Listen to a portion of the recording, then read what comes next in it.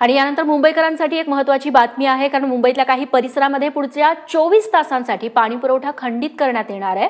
महापालिकेकडून मरोळ मरोशीपासून माहीम रुपारेल ते रेसकोर्स पर्यंतच्या जलबोगद्याचं काम करण्यात येणार आहे। त्यामुळे या कामासाठी पाणी पुरवठा बंद करण्यात येणार आहे।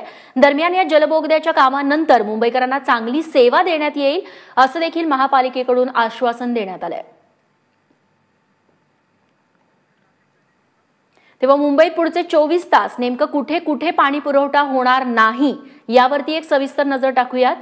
ए विभाग जो येतो कफ परेड, नरिमन पॉइंट, बॅग बे, फोर्ट, कुलाबा आणि परिसर या ठिकाणी 24 तास पुढचे पाणी पुरवठा होणार नाहीये।